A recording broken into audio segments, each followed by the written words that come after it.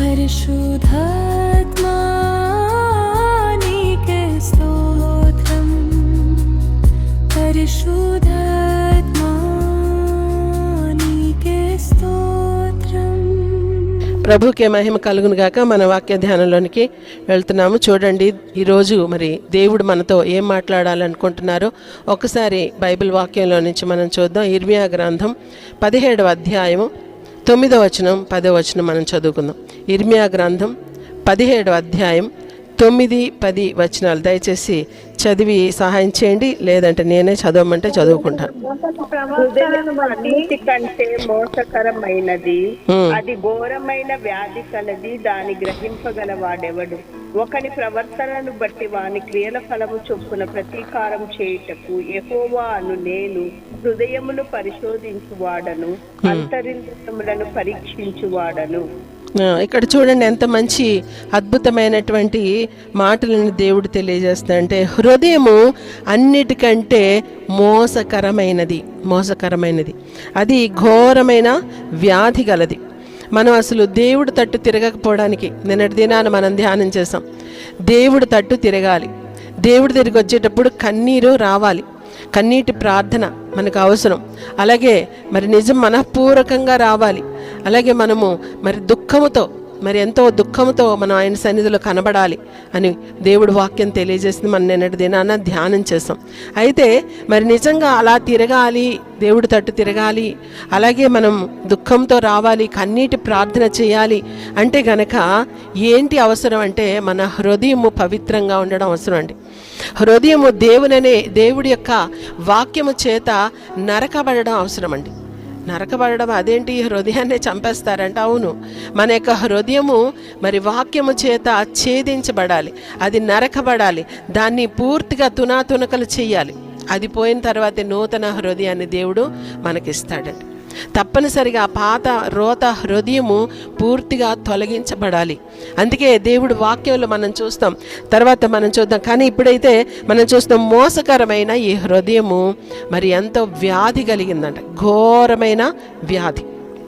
ఈ యొక్క హృదయంలో చాలా ఘోరమైన వ్యాధులు ఉన్నాయని దేవుడు వాక్యం తెలియజేస్తుంది. కాబట్టి ఈ హృదయము పూర్తిగా నరకబడి మరి పూర్తిగా అది తునాతునకలుగా చేసి ఆ తర్వాత అక్కడ నూతన హృదయాన్ని దేవుడు పుట్టిస్తాడు. అసలు హృదయం అంటే ఏంటి చెప్పండి?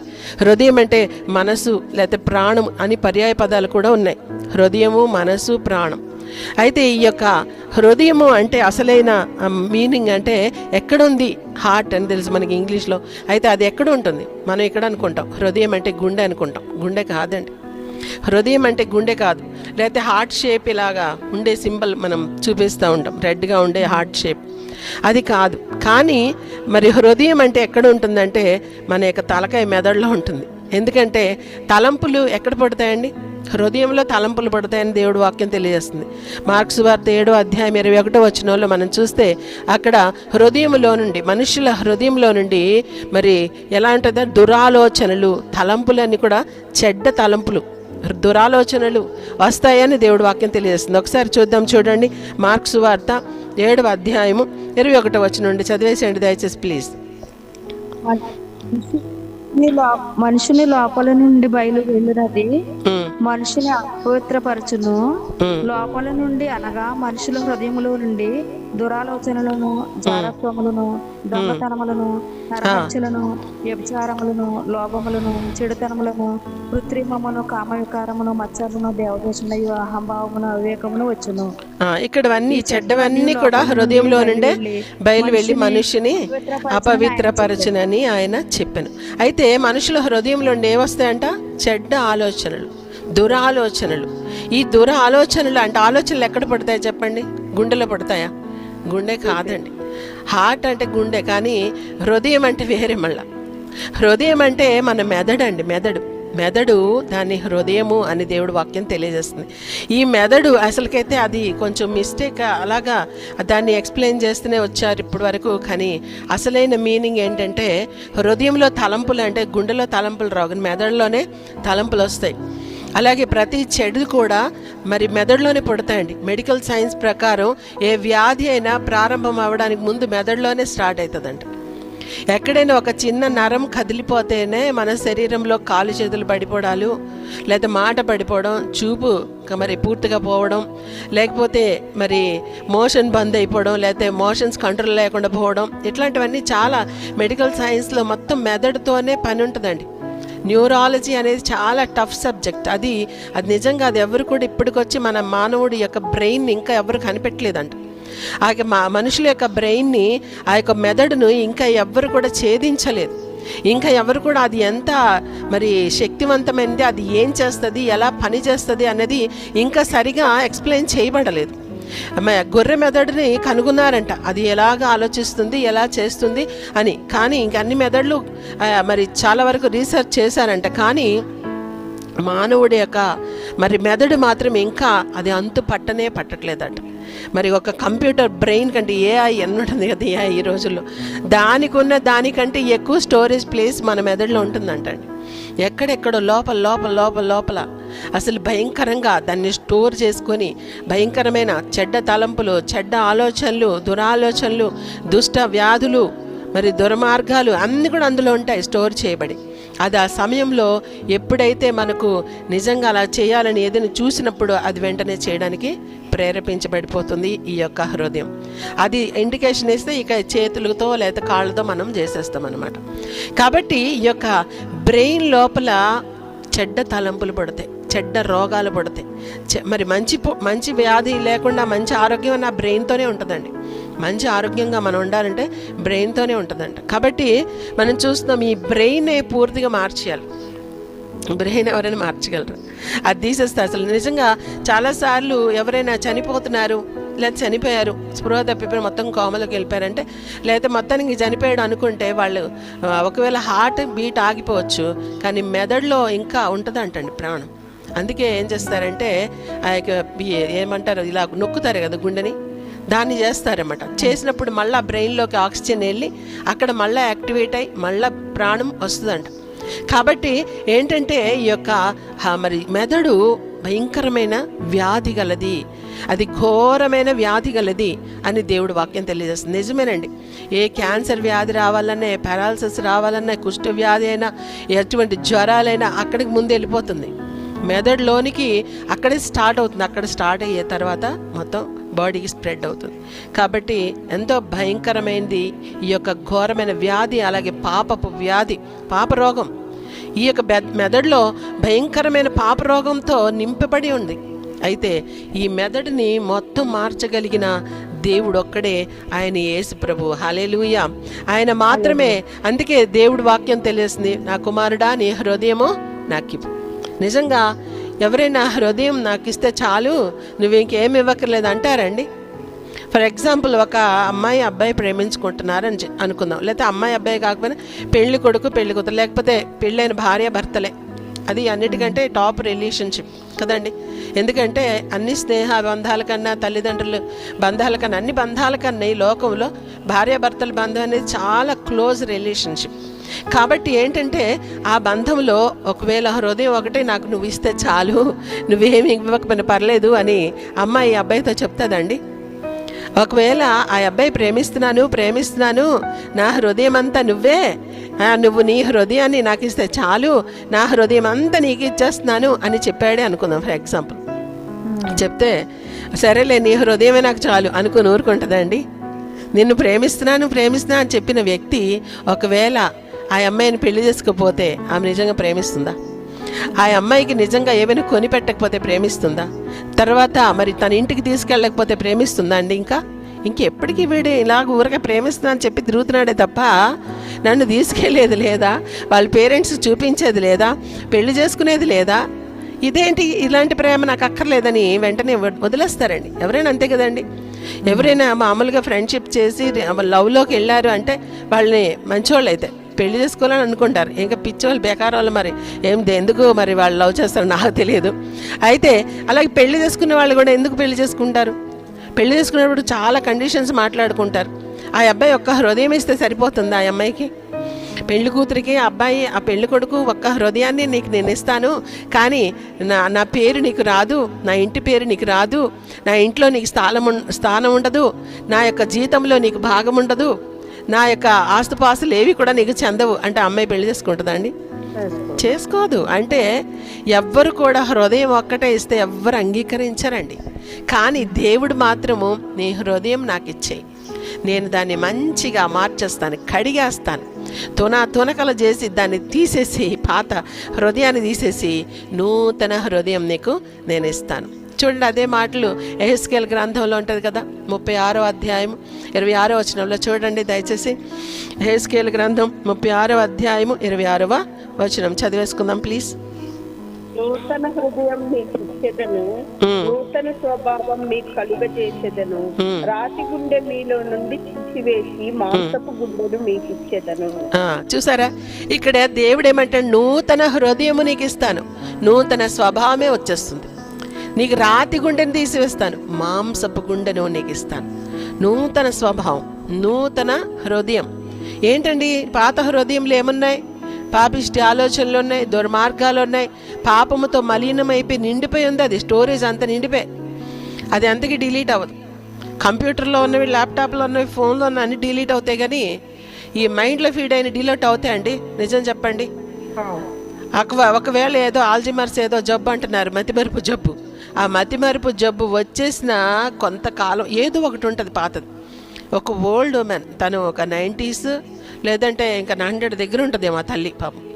ఆమెకి ఆల్జిమర్స్ అనేది జబ్బు. ఆ జబ్బు వలన అన్నీ మర్చిపోయింది, పిల్లల్ని మర్చిపోయింది, భర్తను మర్చిపోయింది, ఇల్లు మర్చిపోయింది, అడ్రస్ మర్చిపోయింది, తన పేరేంటో కూడా మర్చిపోయింది. అన్నీ అక్కడ ఇంటర్వ్యూ చేస్తున్నారు ఒక ఆయన. నీ పేరేంటి అని అడిగితే ఐ డోంట్ నో అని చెప్పింది. నువ్వెక్కడ ఉంటావు అంటే నాకు తెలియదు అని చెప్పింది. నీ కూతురు పేరు ఏంటని అంటే తెలియదు అని చెప్పింది. అదే కూతురు పేరు అని. హూ ఇస్ లిండా అని అడిగాడు ఆయన. అంటే లిండా అంటే వాళ్ళ కూతురు పేరు అన్నమాట. అంటే ఆమె అంటుంది who is Linda, I don't know అని చెప్పింది. అసలు ఏది చూసినా ఐ డోంట్ నో అంటుంది. కానీ హూ ఇస్ జీసస్ అంటే అదొక్కటి చెప్పిందండి, జీసస్ ఈజ్ మై సేవియర్ అని చెప్పి, he will come my again and take me అని చెప్పేసి చాలా చక్కగా దేవుడి గురించి చెప్తుంది. అంటే ఆ స్టోరీస్ ఉంది ఆ హృదయంలో. ఆ తల్లి హృదయం, ఆ యొక్క మరి మెదడు అంతా కూడా మొత్తము పాతవన్నీ డిలీట్ అయిపోయినాయో, లేకపోతే మళ్ళీ ఏదైనా షాక్ ట్రీట్మెంట్ ఇస్తే మళ్ళీ అవన్నీ బయటకు వస్తాయో తెలియదు, కానీ కాకపోతే ఆమెకు ఒక్కటి మాత్రము జ్ఞాపకం ఉంది, అది యేసు ప్రభు గురించి. అదైతే చాలా సంతోషించాను నేను. కానీ నిజంగా అందరికీ అలాగే ఉంటుందండి, పాత విషయాలు గుర్తుకు రావా? ముసలోళ్ళు కూడా అప్పుడెప్పుడో చిన్నప్పుడు విషయాలు చెప్తూ ఉంటారు. మా తాతగారు, మా నానమ్మ గారు, మళ్ళీ మా అమ్మమ్మ, మా తాతయ్య వాళ్ళు ఏం చెప్తుండంటే, వాళ్ళు చిన్నప్పుడు ఏం జరిగిందో కూడా ఆ కథలు చెప్తుండేవారండి. నేను అనుకునేదని ఈ ముసలోళ్ళకి కూడా ఇంత బాగా గుర్తుంది అని చెప్పి, నేనెందుకు చదువుతూనే నాకు గుర్తుండట్లేదు అని నేను చాలా ఆశ్చర్యపోతుండేదని. అంటే గుర్తు అన్నీ ఉంటాయండి, పాపిష్టివి అయినా గుర్తుంటాయి, మంచివైనా గుర్తుంటాయి. ఈ బ్రెయిన్లో అన్నీ స్టోర్ అయిపోయి ఉంటాయి. కాబట్టి అది అంతా మొత్తం కరప్ట్ అయిపోయింది, ఆ యొక్క బ్రెయిన్ అంతా. దాన్ని అందుకే మొత్తం ముక్కలుగా వాక్యం అనే ఖడ్గంతో నరికేస్తాను. అండ్ తర్వాత తీసేసి నూతన హృదయం నీకు ఇస్తాను, నూతన స్వభావం నీకు ఇస్తాను. ఇప్పుడు నూతన హృదయము, ఈ నూతన స్వభావము నీకేమిస్తుందంటే చక్కగా దేవుడిని ప్రేమించే మనసు వస్తుందండి. దేవుడు ప్రేమించే హృదయం అది. దేవుడితో సహవాసం చేయాలని తహతహలాడుతుంది. ఇప్పుడు అంటుంది అలాగా.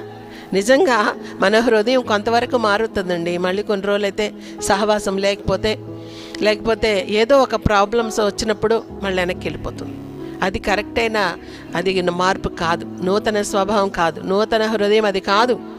కాబట్టి మనం నిజంగా నూతనమైన హృదయం నాకు వచ్చేసింది, నూతనమైన స్వభావం నాకు వచ్చేసింది అంటే గనక ఇక పాతవి పూర్తిగా గతించిపోవాలి అని దేవుడు వాక్యం తెలియజేస్తుంది. ఫర్ ఎగ్జాంపుల్, మరి ఇదిగో సమస్తము క్రొత్తవాయను, పాతవి గతించెను అని అక్కడ దేవుడు వాక్యంలో మనం చూస్తాం. అయితే ఒక విషయం, మరి ఒక మిషనరీ గొప్ప భక్తుడు, సెయింట్గా మారినటువంటి అగస్టీన్ అనేటటువంటి భయంకరమైన దుర్మార్గుడు, భయంకరమైన ఒక దెయ్యం లాంటి వాడు.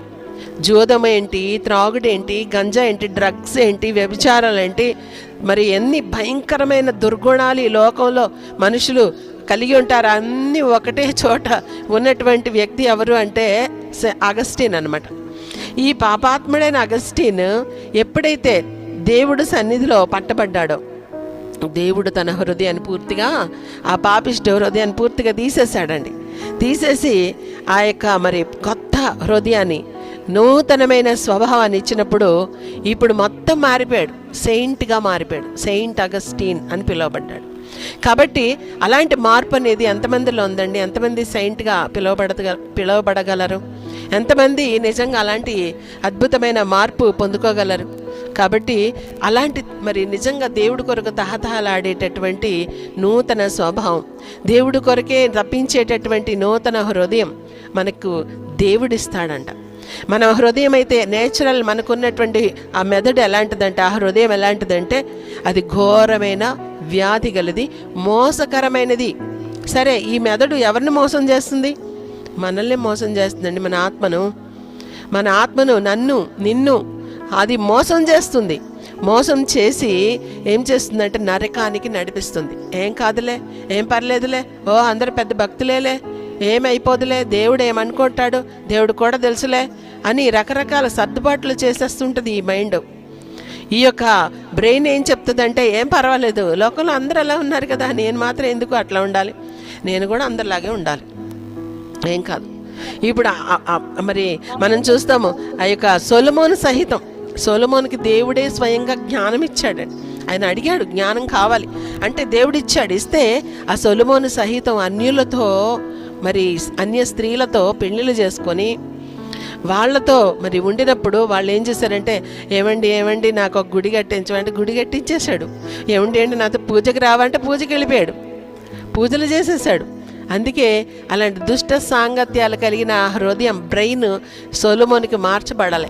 జ్ఞానం అయితే బోళ్ళంతా బ్రెయిన్లో ఇచ్చేశాడు దేవుడు. కానీ ఆయన ఎప్పుడు మరి నా యొక్క మరి బ్రెయిన్ మార్చేయండి, నా హృదయం మార్చేయండి, నాకు నూతన హృదయం కావాలి అని అడిగాడా? అడగలేదు. ఆయన అద్భుతంగా చెప్తున్నాడు. చూడండి ఏంటంటే, సామెతల గ్రంథం 4వ అధ్యాయము 23వ వచనం చూడండి. సామెతల గ్రంథం 4వ అధ్యాయం 3వ వచనంలో ఎంత అద్భుతంగా చెప్తున్నాడంటే, సామెతలు మ్యాక్సిమం ఆయనే ఎక్కువగా రాశాడు. సో మరి ఇది కూడా ఆయన రాశాడు నేను అనుకుంటున్నాను. చదవండి దయచేసి. జీవధారలు బయలుదేరును కాబట్టి అన్నిటికంటే ముఖ్యముగా నీ హృదయమును భద్రముగా కాపాడుకొని.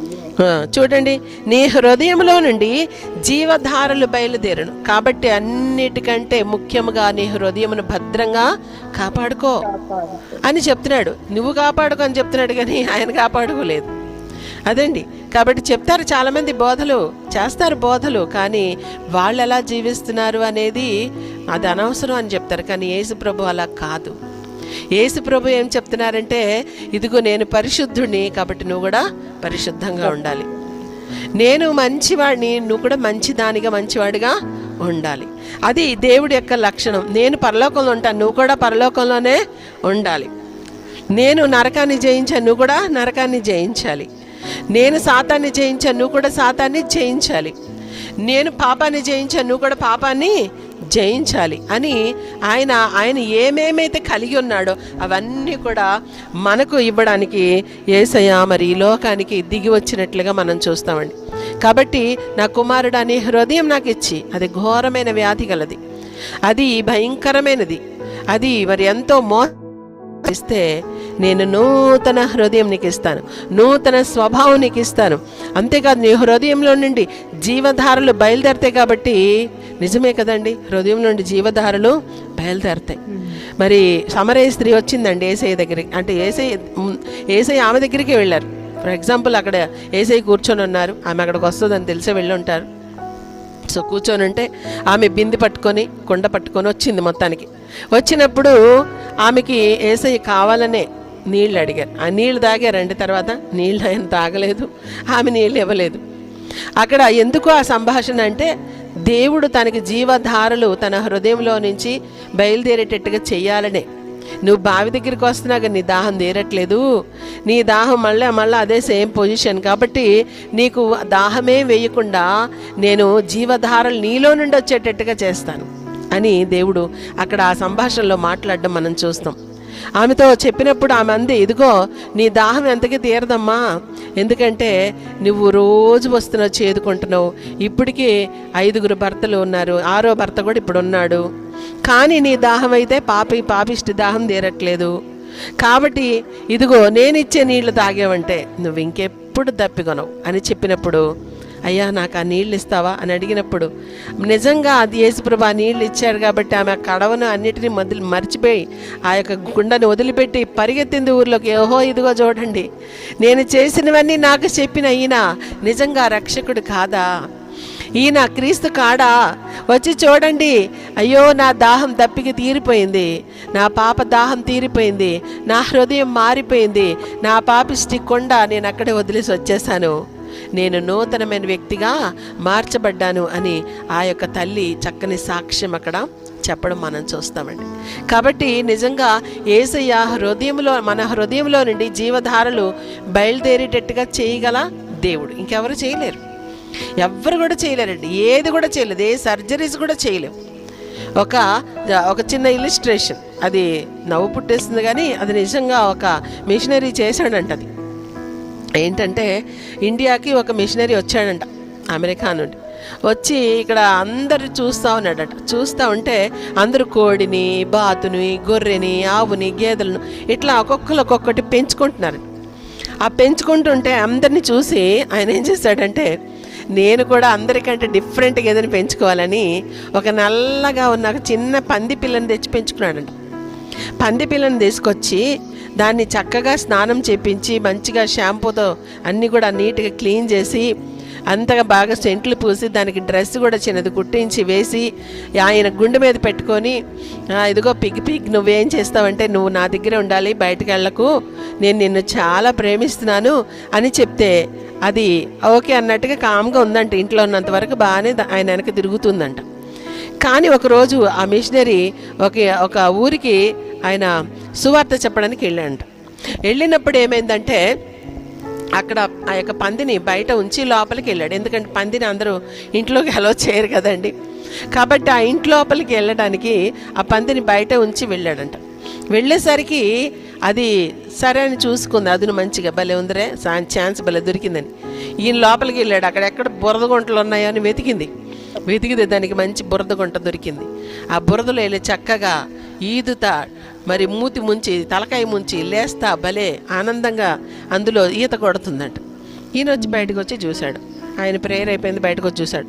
ఏది నా పంది అని చూస్తే ఇంకెక్కడ పంది, ఎక్కడ ఉంటుంది నా పంది వెళ్ళిపోయిందంటే అక్కడున్న వాళ్ళందరూ చెప్పారట, పంది ఎక్కడికి వెళ్తుందో మాకు తెలుసు అని చెప్పి చూపించారంట. చూపిస్తే ఇంకేంటి, బురదలో మునిగి భయంకరంగా ఉంది.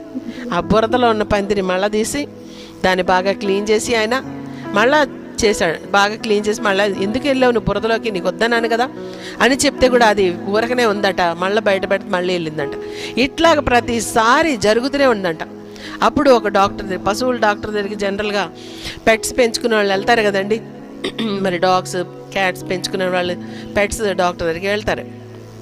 అయితే అక్కడికి వెళ్ళి అడిగాడంట, డాక్టర్ మరి నా పిగ్ ఏంటో మరి ఇంతగా భయంకరంగా నా మాట వినట్లేదు, ఎన్నిసార్లు వద్దన్నా మరి ఆ యొక్క బురద గుంటలోనికి వెళ్ళి పడుతుంది, దీని ప్రాబ్లం ఏంటి అసలు అని అడిగితే ఆయన అన్నాడంట, దాని స్వభావమే అంత, అది అలాగే చేస్తుంది, దానికి అలాగే అలవాటు, ఎంత మీరు దాచి ఉంచిన ఒక్క ఛాన్స్ దొరికితే చాలు బురద గుంటలు వెళ్ళి పడుతుంది అని ఆయన చెప్పాడు. అయితే ఏం చేయాలండి, దీనికి సొల్యూషన్ ఏంటంటే ఆయన చెప్పాడంట, దీని బ్రెయినే మార్చేసేయాలి అని చెప్పాడంట డాక్టర్. దీని బ్రెయిన్ మార్చేయాలంటే సరే అని చెప్పి ఆయన మరి అయితే ఎక్కడ ఆ బ్రెయిన్ మారుస్తారంటే మన దేశంలో లేదు అది, మరి అమెరికా దేశంలో అయితే ఉంటుంది, అక్కడికి వెళ్ళి మీరు చూడండి, ట్రై చేయండి, దాని బ్రెయిన్ తీసేసి ఒక మంచిగా కామ్గా మీ వెనకే వచ్చేటటువంటి ఒక గొర్రె మెదడు తీసుకొచ్చి దానికి పెట్టేసేయండి. గొర్రె మెదడు పెడితే, ఆ గొర్రె పిల్ల మెదడు దానికి పెడితే గొర్రె పిల్లలాగే ఇది కూడా మారిపోతుంది అని చెప్పినప్పుడు ఆయన నిజంగానే తీసుకెళ్ళి ఆ యొక్క బ్రెయిన్ని తీసేసి ఈ గొర్రె పిల్ల యొక్క బ్రెయిన్ తీసుకొచ్చి పెట్టండి అని చెప్పి ఆయన ఆపరేషన్ చేయించాడంటే ఆ యొక్క సర్జరీలో సక్సెస్ అయింది. ఆ పంది మంచిగా కోలుకున్న తర్వాత ఇప్పుడు సేమ్ గొర్రె పిల్లలాగే ఆయన ఎలాగెళ్తుంటే ఆయన వెనక అడుగు జాడల్లో అడుగులు వేసుకుని వచ్చేస్తుందంట. ఎక్కడ ఉండమంటే అక్కడే ఉంటుందంట, చక్కగా అది మాట వింటుందంట. అలా మారిపోయిందంట దాని జీవితం. కాబట్టి మరి నిజంగా ఈ గొర్రె దాన్ని మనం సాదృశ్యంగా యేసుప్రభు యొక్క గొర్రె పిల్లలుగా మరి ఉన్నటువంటి యేసుప్రభుని మనం తీసుకోవచ్చు. యేసుప్రభు యొక్క ఆ యొక్క బ్రెయిన్ని తీసుకొచ్చి పాపి లాంటి పంది లాంటి ఎక్కడ బురద గుంటలో పొర్లుతున్న పాపంలో పొర్లుతున్నటువంటి మనుష్యుని యొక్క ఆ బ్రెయిన్ తీసేసి ఆయన బ్రెయిన్ ఇచ్చి చక్కగా మరి మార్చగలిగినటువంటి దేవుడు. అదే పని జరిగిందండి కల్వరి శిలువలో.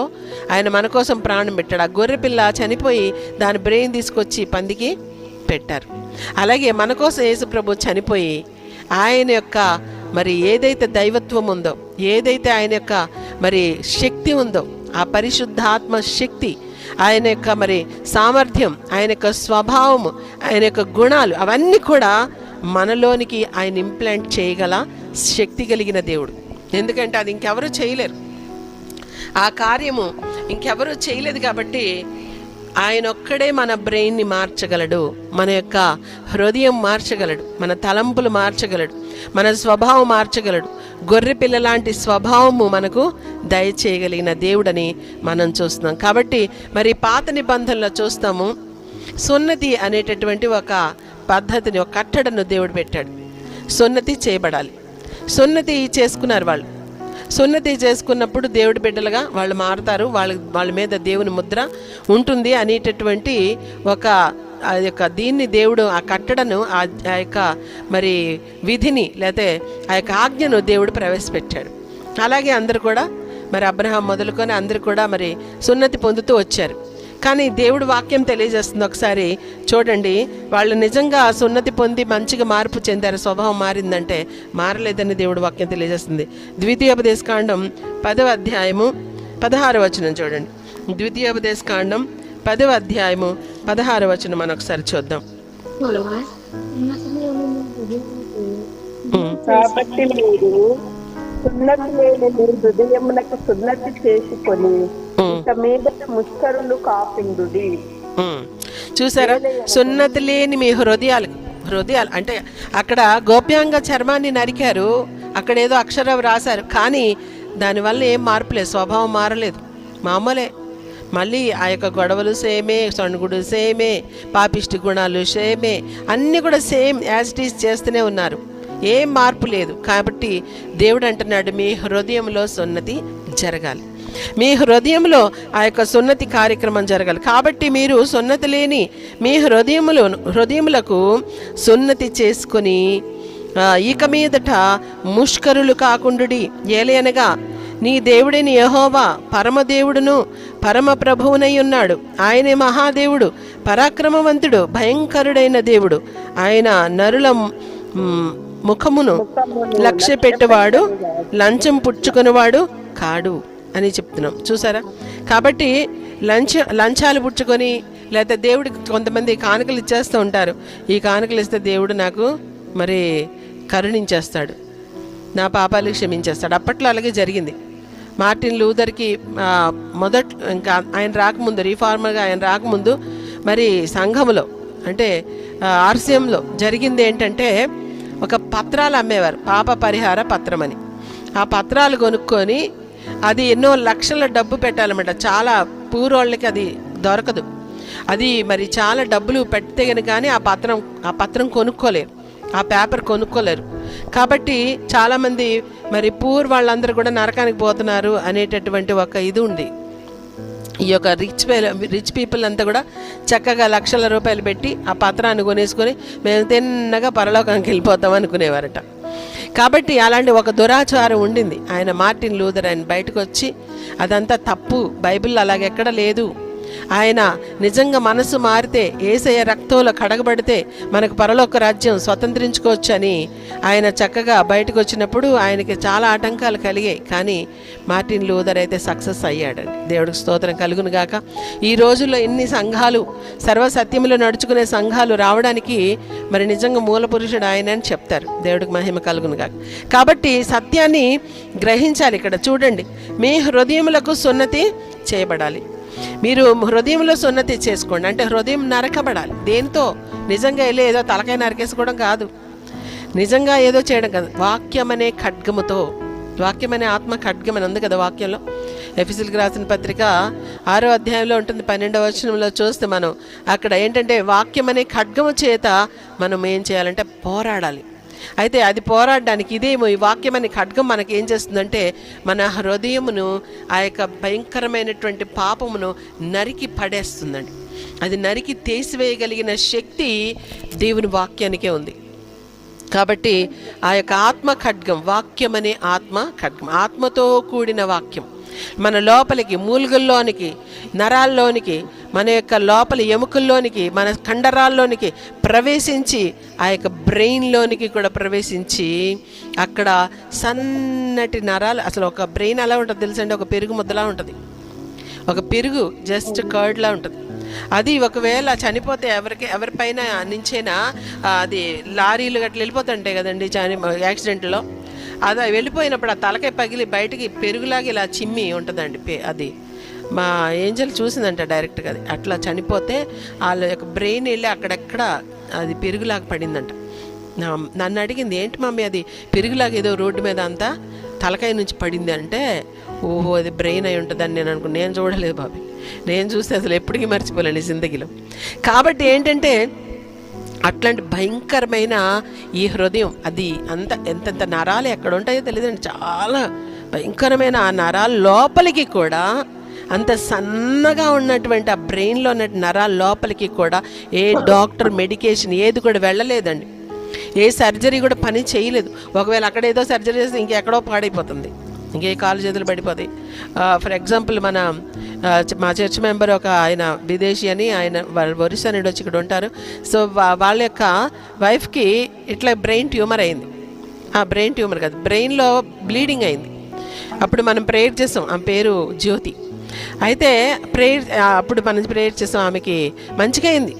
అయితే ఆ యొక్క మరి డాక్టర్స్ ఏం చేశారంటే ఆ యొక్క ఆపరేషన్ చేసి ఆ బ్లీడింగ్ ఏదైతే గడ్డ కట్టేసిందో అదంతా తీసేసి క్లీన్ చేసినప్పుడు ఆమె కాలు చేతులు పడిపోయినాయి, కొంతకాలం మాట పడిపోయింది, కొంతకాలం కళ్ళు చూపులేవు, అలా చాలా జరిగినాయి ఆమెకి. ఇప్పుడైతే మొత్తానికి కాలు చేతులు పడిపోయినాయి.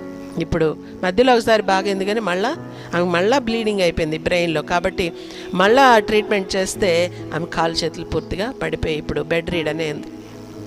కాబట్టి ఏంటంటే మన జీవితాల్లో ఆ యొక్క బ్రెయిన్ లోపలికి ఆమె దేవుడి వాక్యాన్ని తృణీకరించింది. ఒకవేళ దేవుడి వాక్యానికి, దేవుని సన్నిధికి, దేవుడికి చోటిచ్చుంటే, ఆమె రక్షణ పొందడానికి ఇష్టపడి ఉంటే గనక, దేవుడి సన్నిధికి రావడానికి ఇష్టపడి ఉంటే గనక, ఆమెకు కూడా దేవుడు వాక్యం అనే ఆత్మ ఖడ్గము ఆ బ్రెయిన్ లోపలికి, ఆ మెదడు లోపలికి వెళ్ళి క్లీన్ చేసేదండి, రోగాన్ని తొలగించేది అండ్ మనసు మార్చేది, ఆ స్వభావం మారిపోయేదేమో, ఆమె దుష్ట తలంపులు మారిపోయేవేమో, రక్షణ భాగ్యం కలిగేది. కాబట్టి ఆమె గురించి చెప్తున్నాను కదా, ఆమెకేలే మనకు కాదనుకోకండి, మనమందరం అంతే. మన యొక్క బ్రెయిన్ని పూర్తిగా ట్రాన్స్ప్లాంటేషన్ కోసం దేవుడికి అప్పగించుకోవాలి. ప్రభువా, నా యొక్క బ్రెయిన్ని నువ్వు ట్రాన్స్ప్లాంట్ చేయనాయన. ఈ పాడుపడిపోయిన, మలినమైపోయిన, మస్టుతో నింపబడిపోయిన, దురాలోచనలో చెడిపోయిన, కరప్ట్ అయిపోయిన ఈ యొక్క బ్రెయిన్ నాకొద్దు. నా యొక్క బ్రెయిన్ మారిపోవాలి, నా హృదయం మారిపోవాలి, నేను నూతనంగా మార్చబడాలి అనేటటువంటి ఆశ మనకు కలగాలండి. ఎందుకంటే అందులో నుంచే జీవజల ధారలు బయలుదేరుతాయి. దేవుడు ఎప్పుడైనా యేసు ప్రభువు మరి నిజంగా ఆ పుణ్య నదుల్లో మునగండి, అక్కడికి వెళ్తే పాపం పోతుందని చెప్పాడండి. నేనైతే హిందువుగా ఉన్నప్పుడు అన్ని నదుల్లో మునిగేసినాను టోటల్గా. ఎన్ని నదులు ఉంటాయి, కావేరి, గంగా, యమున, కృష్ణ, గోదావరి కూడా రాజమండ్రిలో మునిగాం, పుష్కరాలు. ఆ తర్వాత ఎక్కడెక్కడ ఎన్ని నదులు, కావేరి మా తిరుచిలో అక్కడ ఉంటుంది, అక్కడికి వెళ్ళి అక్కడ ఎప్పుడు రోజు వెళ్ళి స్నానాలు చేయడమేలే, అక్కడ కూడా వస్తే పుష్కరాలు వచ్చి అక్కడ కూడా మునిగేసినాం. ఇక గంగా, యమున, సరస్వతి అని 3 త్రివేణి సంగమం అంటారు. ఇలాహాబాద్లో మేము ఉన్నప్పుడు అక్కడికి వచ్చి మరి అక్కడ చాలామంది మునుగుతూ ఉంటారు. సో మేము కూడా వెళ్ళి బెనారస్లో, కాశీలో వెళ్ళి మునిగేసినాం. అయితే మా నదుల్లో మునిగినంత మాత్రం రక్షణ వచ్చిందా, పాపం పోయిందంటే ఏం పోలే. ఫర్ ఎగ్జాంపుల్ ఒక మాట చెప్తాను, సందర్భం వచ్చింది కాబట్టి. మా డాడీ మా మమ్మీ కూడా ఇద్దరు ఆ యొక్క గంగా, యమున, సరస్వతి అనే త్రివేణి సంగమంలో మునగడానికి వచ్చారు. వచ్చినప్పుడు బోట్లో వెళ్ళామండి, చిన్న బోట్లో. అక్కడ బ్రాహ్మణుడు ఒకడు ఇంకా ఆ బోటు ఆ యొక్క బోట్ నడిపించేవాడు వచ్చాడు. అయితే అక్కడికి వెళ్ళాం. ఆ యొక్క మరి ఆయన ఏం చేస్తాడు, ఇక్కడికి ముంచండి అంటే, నో ఇక్కడ కాదు సార్, మరి అక్కడైతే 3 నదులు కూడా కలిసి వస్తాయి, అక్కడ మునిగితే మీ పాపాలు బాగా పోతాయి అని చెప్పి తీసుకుపోయాడండి. అక్కడ అన్ని పూజా సామాగ్రి, పువ్వులు అన్నీ పట్టుకొని, కొబ్బరికాయలు, అరటిపళ్ళు, ఇంక పసుపు కుంకలు ఏమేమి ఉంటాయి కానీ అన్నీ పట్టుకొని వెళ్ళిపోయాం. ఆ బోట్లో వెళ్ళిపోయినాక మా మమ్మీ డాడీ అక్కడ దిగమంటే దిగారు. నేను దిగలేదు, నేను అప్పటికే మునిగేసినా కూడా దిగలే. సో నేను బోట్లోనే ఉన్నాను, చూస్తున్నాను ఏం జరుగుతుంది. అయితే మా మమ్మీ డాడీ దిగిన తర్వాత అది నవ్వొస్తుంది, కొన్నిసార్లు బాధ కూడా అనిపిస్తుంది, ఏడుపు వస్తుంది. ఏంటంటే మా మమ్మీ అడుగుతుంది, ఏమండి మీరు, ఎందుకంటే మా డాడీ ఫస్ట్ మునగాలి, అందులో పాపాలని పోవాలి. మాకు ఒక అన్వయితీ ఉంటుంది ఏంటంటే, ఎవరైనా సరే ఏదైనా పుణ్యనదుల్లో మునిగేటప్పుడు ఏదో ఒక చెడు అలవాట్లు వదిలేస్తున్నాను, ఇక మీదట దాన్ని నేను ముట్టను, లేకపోతే అన్నీ వదిలేస్తాను ముట్టను అని ఒక తీర్మానం తీసుకుంటారు అన్నమాట. సో అలాగే మా డాడీ ఏదైనా తీర్మానం తీసుకుంటారేమో. అప్పటికి మా డాడీ ఫుల్ డ్రంకర్డ్ అనమాట, సిగరెట్ స్మోకర్. ఆయన దాన్ని గొప్పగా చెప్పుకుంటుండే, నేను చాలా చైన్ స్మోకర్ని అండి, నేను డ్రంకర్డ్ అండి, నాకు అసలు ఇది లేకపోతే ఆ బ్రాండ్ లేకపోతే నేను తాగలేను, ఈ బ్రాండ్ లేకపోతే తాగలేను అని చెప్పి ఆయన చెప్పుకుంటుండే. దాన్ని బట్టి అతిశయించి పాడు అతిశయం, ఇలాంటి దుర్మార్గపు అతిశయాలు కూడా ఉంటాయా అని నేను ఇప్పుడు ఆలోచిస్తున్నా, అప్పుడే తెలియదు. అదే గొప్ప అనుకున్నా, గ్రేట్ అనుకున్నా. అయితే మా డాడీ ఏం చెప్పారంటే, నీటిలో దిగారు. మా మమ్మీ అడుగుతుంది, ఏమండి ఏం వదిలేస్తారు, ఈసారి కనీసం సిగరెట్, ఆ త్రాగుడు అవి వదిలేసేయండి అని చక్కగా మంచిగా చెప్తుందండి. ఏ స్త్రీ అయినా ఏం కోరుకుంటుంది, భర్త మంచిగా బాగుపడాలి, అవన్నీ మానేయాలనే కదా కోరుకుంటుంది. సరే అని చెప్పేసి అడుగుతుంటే అలాగా చూశారు మా డాడీ. పళ్ళు పట్టపటా కొరికి, వాళ్ళిద్దరికి అదే అంటే టామ్ అండ్ జెర్రీ లాగా అనమాట. సో పళ్ళు పట్టపటా కొరికి నిన్నే వదిలేస్తాను అని టకామని మునిగేశారు. నిజంగా అలా చెప్పి మునిగేసరికి ఆమె ఏడుపు మామూలుగా లేదండి. ఇక దాన్ని ఓదార్చడం ఎవరి వల్ల కాలేదు. ఆ తర్వాత మా మమ్మీ కూడా ఏదో ఒకటి మునిగేసి వచ్చేసింది. ఇంటికి వెళ్ళిన వరకు కూడా మా ఇంట్లో మా యొక్క జీవితాల్లో సమాధానమేక లేదు. పుణ్య నదుల్లోకి వెళ్తే పాపాలు పోతాయా? నిజంగా ఆ పుష్కరాల్లో మునిగితే ఏదో మోక్షం వస్తుందా, పాప క్షమాపణ దొరుకుతుందా? ఇది నిజం అంటారా? నిజమని అనుకుంటే కనుక మా జీవితాలు అలాంటిది ఏది జరగలేదండి. నేను ఎన్నో పుణ్య యాత్రలు తిరిగాను. మరి గుండులు కూడా గొరికిస్తే ఏమైనా గుండు లోపల ఉన్న మెదడు మారిపోతుందా, స్వభావం మారిపోతుందా? మా పాస్టర్ గారు రాడికల్స్తో అంటే నక్సలైట్స్తో సంబంధాలు ఉండేవి ఆయన యూనివర్సిటీలో ఉన్నప్పుడు. సో ఆయన మరి మా హస్బెండ్ పాస్టర్ గారు జడ్సన్ గారు, ఆయన ఒక పాట పాడుతుండే ఎప్పుడు సువార్త చెప్పినప్పుడు, తిరుపతికి కొడుకు పుడితే తిరుపతికి వెళ్ళాడు, గుండేమో కొరికినాడు, గుండంలో మునిగినాడు, గుండేమో నున్నగా ఉన్నది వారు అన్నలారా, గుణమేమో మారలేదురా అని పాడుతుండే. అది ఆ గద్దరు అట్లాంటి వాళ్ళందరూ మరి ఆ యొక్క మరి నక్సలైట్స్ పాడే పాటలు అనమాట. అంటే వాళ్ళంతా నాస్తికులు, ఎథిస్ట్స్ కాబట్టి వాళ్ళు దేవుడు లేదు, దెయ్యం లేదు, మీరు తిరుపతికి వెళ్ళి గుండె గురిగించుకున్నా మీ జీవితాలు మారవు అని చెప్పి వాళ్ళు చెప్తూ వచ్చారు. కానీ నిజమైన దేవుడు, మన రక్షకుడు, నిజంగా ఆయన మన యొక్క మెదడును, మన యొక్క గుణాన్ని, మన స్వభావాన్ని మార్చగలిగిన దేవుడు. హల్లెలూయా! నిజంగా ఎంత అద్భుతమైన దేవుడు అండి. ఇలాంటి దేవుడు మనల్ని పిలిచి రక్షించుకుంటే మనకి ఎంతకంటే ఇంకేం కావాలండి? చాలామంది అడుగుతారు, మ్యూట్లో పెట్టండి ప్లీజ్. చాలామంది అడుగుతారు, నువ్వు యేసుప్రభుని నమ్ముకున్నావు కదా, నీకేమొచ్చింది? ఏమైనా సంపాదించుకున్నారా? ఏమైనా కూర్చుకున్నారా? ఏమైనా కొనుక్కున్నారా? ఇల్లు కొనుక్కున్నారా? చర్చ్ ఉందా? పెద్ద బిల్డింగు? ఏంటి సంపాదించారు? బ్యాంకుల బ్యాలెన్స్ ఎంత? మొన్న మా బంధువు ఒక ఆయన, అంటే మా పాస్టర్ గారి బంధువు ఒక ఆయన వచ్చి, మా అందరి పేరున 25 లక్షలు ఉంది పిన్ని. పిన్ని అంటే కొడుకు అవుతాడు ఆయన. పిన్ని ఇదిగో మా ఆవిడ పేరున 20 లక్షలు ఉంది పిన్ని. ఇద్దరు కొడుకులు కూతురు పేరున కూడా, ముగ్గురు పేరున 20 లక్షలు ఉంది. నా పేరున కూడా 20 లక్షలు ఉంది. బంగారం అంటారా? 1.5 కేజీ ఉంది కరెక్ట్గా. ఇప్పుడు బంగారం ఎంత తెలుసా మీకు అడిగాడు. ఏమన్నా నాకు తెలియదు. 1,60,000. కాబట్టి మాకు 1.5 కేజీ బంగారం ఉంది. ఆ తర్వాత 60 లక్షలు పెట్టి ఇప్పుడే ఇల్లు కొనుక్కున్నాం, కారు మొన్నే 30 లక్షలు పెట్టి కొనుక్కున్నాం అని ఇవన్నీ చెప్తున్నాడు. అంటే నువ్వు ఇవన్నీ నా దగ్గర ఎందుకు చెప్తున్నావని నాకు ఆలోచన వచ్చింది, కానీ ఎందుకు అడగాలి? సరే, వెరీ గుడ్ నాయనా, దేవుడు నిన్ను అంతగా దీవించాడు, దేవుడికి స్తోత్రం కలుగును గాక. అలాగే రక్షణలో కూడా నువ్వు అంతా టాప్ లెవెల్లో ఉండాలని నేనైతే నీ గురించి ప్రేయర్ చేస్తున్నాను అని చెప్పేసాను. తప్పుకున్నాను. ఇక టాపిక్ మరి ఎక్స్పాండ్ చేయకుండా, ఎందుకంటే ఆయన ఉద్దేశం ఏంటంటే, మీరు వాళ్ళ ఇంటికి వెళ్ళి సువార్త చెప్పింది మేమే, రక్షణలోకి నడిపించింది మేమే, వాళ్ళ గురించి ప్రయాసపడి ప్రేయర్ చేస్తున్నది మేమే. అసలు ఏమీ లేని స్థితిలో ఉన్నప్పుడు అన్నీ చేసింది మేమే. కానీ మేము అదే స్థితిలో ఉన్నాం. వాళ్ళైతే అన్ని లక్షల కోట్లు ఎలా సంపాదించుకున్నాడో మనకు తెలియదు. అక్రమంగా సంపాదించాడో సక్రమంగా సంపాదించాడో అదంతా మనకు తెలియదు. కానీ నిజంగా అంత సంపాదన మాకు వచ్చింది కదా, మీకేమొచ్చింది అని అన్నట్లుగా ఆయన అడుగుతుంటే చెప్తుంటే నేను అనుకున్నాను యేసు ప్రభువే మాకున్నాడు. లాస్ట్గా అన్నాను, బాబు నీకైతే అన్నీ ఉన్నాయి కానీ నాకైతే యేసయ్య ఉన్నాడు, అదొకటే చాలు. నేను అవన్నీ కావాలంటే తెచ్చుకోగలను కానీ అన్నీ వదిలేసినాను, నాకు అక్కర్లేదు. ఆ పాపిష్టి ఆ డబ్బు అక్కర్లేదు, ఆ ఆచారాలు అక్కర్లేదు, ఆ సంప్రదాయాలు అక్కర్లేదు, ఆ దేవతలు అక్కర్లేదు, వదిలేసినాను. నాకేం అక్కర్లేదు, యేసయ్య దొరికాడు, అదొక్కటే చాలు. హల్లెలూయా.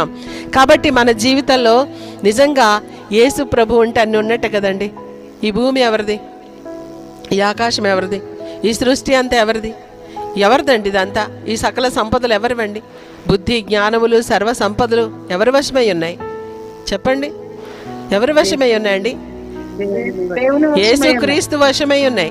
క్రీస్తులోనే ఉన్నాయి అవన్నీ కూడా. బుద్ధి జ్ఞానములు సర్వ సంపదలు మన యేసు క్రీస్తులోనే గుప్తములై ఉన్నవి అని దేవుడు వాక్యం కొలసి 2:3 ఉంటుంది. కాబట్టి మనం చూస్తాం ఏంటంటే మన దేవుడు అన్నిటినీ ఇవ్వగలడు, అన్నిటినీ చేయగలడు. ఆయన ఉండాలి కదా. ఒక ముగ్గురు యవ్వనస్తులు రాత్రి మంచిగా బాగా బ్రైట్ వెన్నెల ఉందట, మూన్ లైట్ బ్రైట్గా ఉంది, చక్కగా మరి మేడ మీద పడుకున్నారట. మీకు ఎగ్జాంపుల్స్ ఎందుకు చెప్తున్నానంటే ఎగ్జాంపుల్స్ చాలా మంచిగా అర్థమయ్యేటట్టుగా అవుతుంది, కానీ ఈ ఎగ్జాంపుల్స్ పట్టుకుని అసలు వాక్యాన్ని మర్చిపోకండి. అయితే ఏంటంటే ఆ ముగ్గురు పడుకున్నారట. పడుకొని ఒకడేమో ఒక స్టార్ని చూశాడట, బాగా బ్రైట్గా మెరుస్తుందంట. ఒరే ఆ స్టార్ అయితే చాలా బాగుంది, నాకు ఆ స్టార్ చాలా నచ్చింది, నాకు ఆ స్టార్ ఉంటే చాలు, నాది ఆ స్టార్ అని అనుకున్నాడట. చెప్పాడంట, ఒరే చూడరా ఆ స్టార్ నాది, చాలా బాగుంది అని చెప్పాడట. సరే అని ఇంకొకడు కూడా అన్నాడంటే, ఇంకో పక్కన్నాడు. వాడు అన్నాడంటే, ఒరే ఆ తోక చుక్క ఉంది చూడు, తోక చుక్క అంటే ఆ తోక ఉన్నటువంటి స్టార్ అది నాకు చాలా నచ్చింది, అది నాకు కావాలి, నాకు నిజంగా అది దొరికితే కనుక నేను తీసుకుంటా అని అంట. సరే మధ్యలో ఉన్నోడికి చూసి, వీడేంటి ఎటువంటి టేస్టే లేదా, అసలు నక్షత్రాలు కూడా చూడడా, వీడి కనీసం ఆస్వాదించడా అని వాళ్ళిద్దరు ఎగతాళిగా చూస్తున్నారట. ఏంట్రా నీ సంగతి ఏంటి, నీకేం స్టార్ అక్కర్లేదా, అసలు నువ్వు అవి చూసి ఆనందించవా, ఆస్వాదించవా, ఏం మనిషివరా నాయన అని అడుగుతుంటే వాడు చెప్పాడంట, నేను ఇప్పుడు చెప్పను, రేపు మధ్యాహ్నం 12 గంటలు చెప్తాను అన్నాడంట. వీడికేం మెంటల్ రా నాయన, 12 గంటలకి మధ్యాహ్నం చెప్తాడంట అని సరేని వాళ్ళు ఆసక్తితో ఉన్నారట. ఉండి సరే మధ్యాహ్నం 12 గంటలకి అడిగారంట.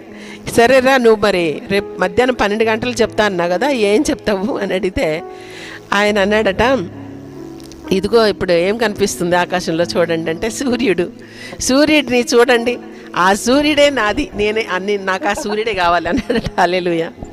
ఎందుకంటే ఆ సూర్యుడు ఎంత బ్రైట్గా ప్రకాశిస్తున్నాడు, ఆ సూర్యుని వెలుగు వల్లనే ఈ నక్షత్రాలు, ఈ చంద్రుడు, ఈ గ్రహాలు అన్నీ కూడా వెలుగు తీసుకుంటున్నాయండి. సూర్యుడి యొక్క వెలుగు వల్లనే అవన్నీ కూడా వెలుగు పొందుకుంటున్నాయి. అంతేగాని ఈ యొక్క మరి వాటి మట్టుగా అవి స్వయం ప్రకాశం కలిగినవి కావు. సూర్యుడు కూడా తనలో స్వయం ప్రకాశం లేదు, తన మట్టుకు తను అక్కడ ఏదో లైట్ ఉంది అందుకే చంద్రుడు చక్కగా అందంగా కనిపిస్తున్నాడు అనుకోవడానికి లేదు. సైన్స్ తెలిసే వాళ్ళందరికీ తెలుసు. కాబట్టి సూర్యుడు యొక్క వెలుగు పడే చంద్రుడు ఆ విధంగా రాత్రిలో ప్రకాశిస్తాడు. కాబట్టి మరి సూర్యుడు బాగా బ్రైట్గా పగల టైంలో ప్రకాశిస్తున్నప్పుడు చంద్రుడు కనబడ్డే, ఎందుకంటే ఆ వెలుగు అది అసలు కనబడదు అనమాట, అంత బ్రైట్గా ఉంటుంది. అలాంటి బ్రైట్గా ప్రకాశించే దేవుడు మన నీతి సూర్యుడు, మన యేసయ్య. మనకు ఆయన ఉంటే మిగతావన్నీ వస్తాయి కదా. ఆయన ఉంటే అన్ని రకాల వెలుగు, అన్నిటికీ వెలుగు, అన్నిట్లో ఆశీర్వాదం, అన్నిట్లో దీవెనలు, అన్నిట్లో మరి బ్లెస్సింగ్స్ వస్తాయి కదండి, రాకుండా ఉంటాయా? అసలైన ప్రభువుని మరి ఇంకొక ఎగ్జాంపుల్ చెప్తా మీకు ఇంకా బాగా అర్థమయ్యేటట్టు. ఒక ఆయన మరి ఒక పాస్టర్ని అడిగాడంట, అయ్యా మీకు ప్రవచన వరం అంటే ఇష్టమా, స్వస్థత వరం అంటే ఇష్టమా అని అడిగాడట. అయితే ఈ పాస్టర్ ఏమన్నాడంటే, నాకు పరిశుద్ధాత్మ అంటే ఇష్టమయ్యా, ఏ వరం ఇష్టం లేదు కానీ పరిశుద్ధాత్మ కావాలి నాకు అని చెప్పాడు. ఇదేంటి పరిశుద్ధాత్మ కావాలా అంటే, నీకు స్వస్థత వరం వద్దా, నీకు మరి ఈ యొక్క ప్రవచన వరం వద్దా అని అడిగాడంట. అది ఒక్కొక్క వరాలు అవి చాలా మంచివి. అంటే ఏనన్నాడు, వరి పిచ్చోడా, పరిశుద్ధాత్మ ఉంటేనే ఆ వరాలు వస్తాయి, పరిశుద్ధాత్మ ఉంటే ఈ వరం ఒకటే కాదు అన్ని వరాలు వస్తాయిరా పిచ్చోడా అని చెప్పాడు. కాబట్టి పరిశుద్ధాత్ముడు యేసు ప్రభు మన హృదయంలో ఉంటే మనకు కావాల్సిన వరాలు, మనకు కావాల్సిన దీవెనలు, మనకు కావాల్సిన ఆశీర్వాదాలు అన్నీ కూడా మరి నిజంగా మనం పొందుకోగలుగుతామండి. అంతేగాని ఉట్టి వరం అక్కడ పట్టుకుని ఏం చేస్తావు, ప్రవచనాలు చెప్పుకుంటా లేదా స్వస్థతలు చేసుకుంటా కాబట్టి పరిశుద్ధాత్ముడు కోరదగినవాడు, పొందుకొనదగినవాడు. యేసు ప్రభు మరి నిజంగా కోరదగినవాడు. అంటే యేసు ప్రభు వేరే, పరిశుద్ధాత్మ వేరేమే కాదు, ఆయనే పరిశుద్ధాత్మ. ఆయన యొక్క మరి మరణం తర్వాత ఆయన పరలోకానికి వెళ్ళి ఆయన ఆత్మను పంపించాడు. శరీరధారికి లోకంలో ఆయన చేయాల్సినంత చేసి ముగించి ఆయన ఆత్మరూపిగా ఉండి ఇప్పుడు చేయాల్సినంత చేస్తున్నాడు. ఆయనే యేసుప్రభు, ఆయనే పరిశుద్ధాత్మ.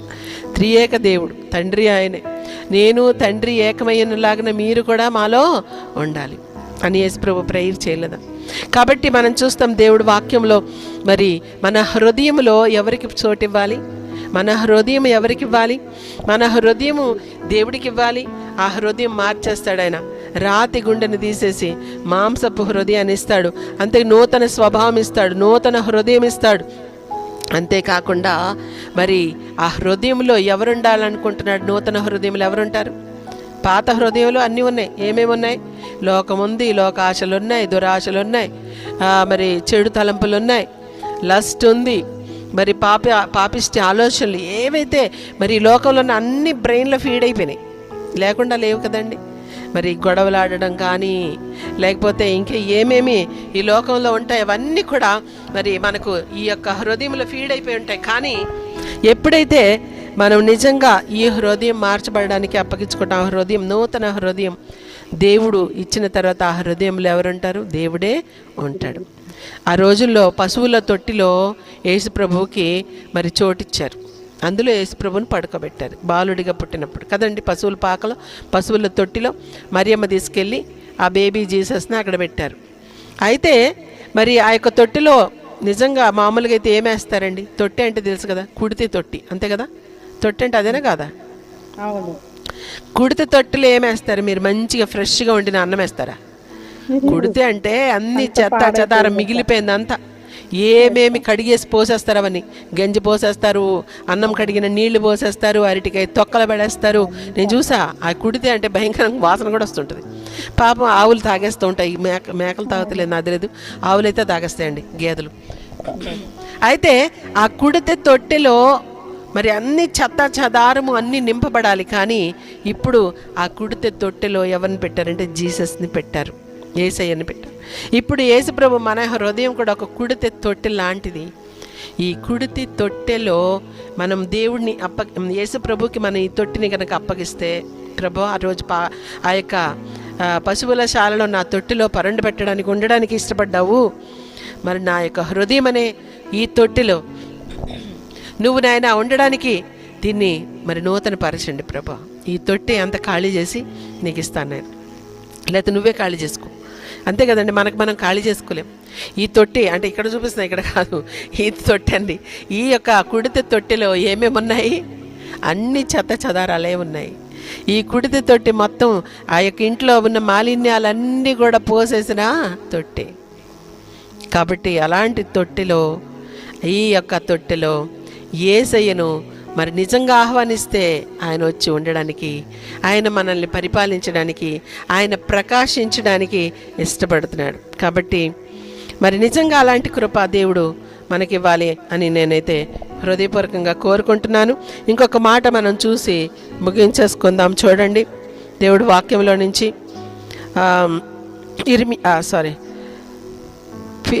కొలస్సీలకు రాసిన పత్రిక చూడండి. కొలస్సీలకు రాసిన పత్రిక 2వ అధ్యాయం 11వ వచనం. కొలస్సీ 2:11. మీరు సున్నతి యందు శరీరేచ్ఛలతో కూడిన స్వభావమును విసర్జించి ఆయన యందు చేతులతో చేయబడిన సున్నతి పొందితిరి. మీరు బాప్తిస్మమందు ఆయనతో కూడా పాతిపెట్టబడిన వారై ఆయనను మృతులలో నుండి లేపిన దేవుని ప్రభావమందు విశ్వసించుట ద్వారా ఆయనతో కూడా లేచితిరి. ఇప్పుడు ఈ సున్నతి వలన అప్పుడు కేవలం శరీరానికే సున్నతి కలిగింది, కానీ ఇప్పుడు హృదయంలో సున్నతి అంటే హృదయం నరకబడాలి, దేవుని వాక్యము చేత కొయ్యబడాలి, కట్ చేయబడాలి, అది పూర్తిగా తొలగించాలి. ఆ యొక్క మరి చర్మం అప్పుడు తొలగించారు, కానీ ఇప్పుడు హృదయాన్ని పూర్తిగా తొలగించి, పాత హృదయం తొలగించి నూతన హృదయంని దేవుడిచ్చులాగన ఇప్పుడు ఏం చేశారు? మీరు క్రీస్తుతో కూడా పాతి పెట్టబడ్డారు. బాప్తిస్మం ద్వారా, తిరిగి పైకి లేపుట ద్వారా మీరు తిరిగి లేపబడ్డారు. మనందరం బాప్తిజం పొందాం కదండి. బాప్తిజం పొందిన వాళ్ళు ఇంకొన్నారు, దయచేసి పొందండి, ఈ అనుభవంలోనికి రండి. ఎందుకంటే బాప్తిస్మం ద్వారా మనం ఏం చేయబడుతుందంటే మరి పూర్తిగా పాతి పెట్టబడుతున్నాం క్రీస్తులో, తిరిగి లేపబడుతున్నాం. ఎలాగ? క్రీస్తులో. యేసుప్రభు ఎలాగైతే చనిపోయాడో అలాగే మనం చనిపోతున్నాం పాత స్వభావంలో. పాత రోత ఆ యొక్క మరి బ్రెయిన్ పూర్తిగా తొలగించబడుతుంది. అండ్ ఇప్పుడు నూతనమైన బ్రెయిన్, నూతనమైన స్వభావం, నూతనమైన హృదయం మనకు అనుగ్రహించబడుతుంది. ఇప్పుడు యేసయ్యలాగే జీవించడానికి మనల్ని దేవుడు మరి ఏర్పరచుకున్నాడండి. దానికోసం పిలవబడ్డాం మనం. ఊరకనే ఇల్లు కావాలి, పెళ్ళి కావాలి, పిల్ల కావాలి, లేకపోతే కారు కావాలి, ఉద్యోగం కావాలి, ఈ గొడవే ఇదే సరిపోతుందండి. దీనికోసమే అంత ప్రయాస పడక్కర్లేదు. అది అన్యులకి ఇంకా ఎక్కువగా ఉన్నాయి. ఎన్ని ఇల్లులు ఉంటున్నాయండి అన్యులకి? భక్తి లేని వాళ్ళకి ఎన్ని ఇల్లులు ఉంటున్నాయి? విశ్వాసం లేని వాళ్ళకి ఎన్ని కార్లు ఉంటున్నాయి? ఎన్ని రకాల మరి సొత్తులు ఉంటున్నాయి? ఎన్ని రకాల బంగారాలు, నగలు, రకరకాల రిచెస్, పొలాలు ఏంటి, అద్దె, ఎక్కడ చూసినా వాళ్ళదే మరి ఎంతో ఉంటున్నాయి. కానీ వాళ్ళు నిజంగా మరి క్రీస్తుని కలిగిన వారే కాదు కదండి. కాబట్టి దీనికోసం అంత ఏడుపు అవసరం లేదు. అవన్నీ దేవుడు ఇస్తాడు. నీకు అవసరం ఎంత అంత ఇస్తాడు. ఎప్పుడు మా డాడీ ఒక మాట అంటుండే, అమ్మ నేను అంటుండే, అప్పుడు నేను యేసుప్రభుని నమ్ముకోలేదు కదా, అన్యురాలుగా ఉన్నప్పుడు, డాడీ అందరూ కూడా మరి ఇల్లు కొనుక్కుంటున్నారు, ఇక్కడ మరి పొలాలు కొనుక్కుంటున్నారు. హైదరాబాద్లో చాలా తక్కువ రేట్లు ఉండేవండి 30 years బ్యాక్. అయితే అప్పుడు కొందాం డాడీ అంటే మా డాడీ అండి, ఎందుకమ్మా, మనకి ఇక్కడ చెన్నైలో చాలా ఉన్నాయి కదా, ఇంకా అవి సరిపోవా నీకు, ఎందుకని, ఇక్కడ మనకి ఎంత కావాలో ప్లేస్ తెలుసు, అసలు భూమి మీద ఎంత ప్లేస్ కావాలో తెలుసా నీకు అంటే ఎంత అంటే నాకు తెలియదు కదా అప్పుడు. అంత మరణం గురించి, చావు గురించి ఇదంతా అసలు తాటే రాదు, అసలు ఎవరు కూడా చెప్పరు కూడా. అయితే ఎంత ప్లేస్ కావాలో తెలుసా నీకంటే ఎంత అని అడిగితే 6 అడుగులు అని చెప్తుండే. ఇదేంటి ఈ వేదాంతం అని నేను అనుకొని 6 అడుగులు, దేనికోసం 6 అడుగులు ఏం చేస్తారు అంటే అక్కడే పాతి పెడతారమ్మా, లేకపోతే కాల్చేస్తారు అని చెప్తుండే. కాబట్టి మనకు కావాల్సింది ఎంత అండి? 6 అడుగులు భూమి. అదే లేకపోయినా ఇప్పుడు ఏం చేస్తున్నారు, ఎక్కడో దగ్గర పాతి పెట్టేస్తున్నారు. అంతేకాకుండా మనకి భూమి మీద కావాల్సిన ఆహారం, వస్త్రాలు, ఆకాశ పక్షులను చూపిస్తున్నాడు దేవుడు. ఆకాశ పక్షులు చూడండి, ఏ చింత చీకలేవు, హ్యాపీ. వాటికి కష్టపడక్కర్లేదు, విత్తక్కర్లేదు, కొయ్యక్కర్లేదు, కొట్లలో కూర్చుకొని దాచుకొని పురుగులు పడతాయా, దానికి చెదలు పడతాయా, దానికి ఏం పడతాయా అని బాధే లేదు, ఏ ఇబ్బంది లేదు. హ్యాపీ బర్డ్స్ చక్కగా ఫ్లై అవుతూ ఎంత మరి ఆహ్లాదకరంగా ఉదయాన్నే లేచి పాటలు పాడుతూ ఎంత బాగుంటుంది కదండి నిజంగా. మరి చాలా అద్భుతంగా ఉంటుంది. సండే స్కూల్ పాటలు చాలా ఉన్నాయి. మరి పిచ్చుకలు ఎంత బాగా పాటలు పాడతాయని. కాబట్టి ఆ యొక్క మరి చిన్న చిన్న కాకి కూడా ఎంత చక్కగా అరుస్తుండే కావని. దేవుడికి అది ఇష్టం, మనకి ఇష్టం లేదు. కాకి గోల తలకైన పని. కోకిలు ఎంత మధురంగా కూస్తుంది. ఎందుకు అవి అంత బాగా దేవుడిని స్తుతించగలుగుతున్నాయి అంటే దేవుడు వాటికి ఆహారం ఇచ్చి పోషిస్తూ ఉన్నాడు. దేవుడు వాటిని చక్కగా ఏ చీకు చింత లేకుండా కాపాడుతున్నాడు. కాబట్టే అవి చక్కగా మరి దేవుడిని కీర్తించగలుగుతాయి. మనకి ఎంత ఉన్నా దేవుడిని ఇంకా స్తుతించాం. కానీ నాకు అది లేదు, నాకు ఇది లేదు, నాకు అది కావాలి, ఇది కావాలి, దేవుడి దగ్గరికి వచ్చి వలవలా ఏడ్చేస్తూ నాకు అది కావాలి ప్రభా, ఇది కావాలి, ఇదే గోల. ఏంటో తెలీదు, ఇది పాపిష్టి హృదయం యొక్క గోల. పాత హృదయం, రోత హృదయం, ఈ లస్ట్తో నింపబడినటువంటి హృదయం యొక్క గోల. ఈ గోల మానేసేది ఎప్పుడంటే కేవలం నూతనమైన హృదయం పొందుకున్నప్పుడే, నూతన స్వభావం మనకి వచ్చినప్పుడే దేవుడు వాక్యం తెలియజేస్తుంది. కాబట్టి మన నూతనమైన హృదయం కావాలంటే ఏం చేయాలంటే మరి దావీదులాగా నూతన హృదయం నాలో పుట్టించు, నూతనంగా పుట్టించు అంటున్నాడు. చూడండి ఆ దేవుడు వాక్యంలో నుంచి మరి 51వ కీర్తన 10వ వచనం చూడండి ఒకసారి. 51:10 కీర్తనలు 51:10 చదవండి. దేవా, నా యందు శుద్ధ హృదయము కలుగచేయుము, నా అంతరంగములో స్థిరమైన మనస్సును నూతనముగా పుట్టించుము. శుద్ధ హృదయం కలుగచేయి. నా అంతరంగంలో నూతనంగా మరి నూతనంగా నేను మారిపోవాలి. నా అంతరంగం మారిపోవాలి పూర్తిగా. అంతరంగం అంటే ఏంటిదే? నా ప్రాణమా, నా అంతరంగమునున్న నా సమస్తమా అంటున్నాడు. ప్రాణం అదే, మనసు అదే, హృదయం అదే. నేను పలుమార్లు చెప్తున్నాను, ఇవి 3 పర్యాయ పదాలు తప్ప ఒకటే బ్రెయిన్. మెదడు గురించి దేవుడు వాక్యం తెలియజేస్తుంది. నీ హృదయము, తలంపులు అన్నీ కూడా నూతనంగా మార్చేదెవరు? మరి దావీదు హృదయం మారిందా? తలంపుల అంతరంగం మారిపోయిందా అంటే మారిపోయింది, నిజమే. అలా ప్రార్థన చేశాడు, ఆయన అంతరంగం మారింది, హృదయం మారింది. ఆయన మరలా ఎప్పుడు ఊరియా భార్య విషయంలో తప్ప, బెత్షెబా విషయంలో తప్ప మళ్ళీ ఎప్పుడు పాపం చేయలేదండి. మళ్ళీ ఎప్పుడు అలాంటి తప్పడడుగు లేయలేదు. దేవుడే చెప్తున్నాడు సాక్ష్యం, మనుషుల సాక్ష్యం కాదు, లేకపోతే ఆయన సాక్ష్యం కాదు. కాబట్టి నిజంగా ఆయన అలా ప్రార్థన చేసి అంగలార్చాడు, ఏడ్చాడు.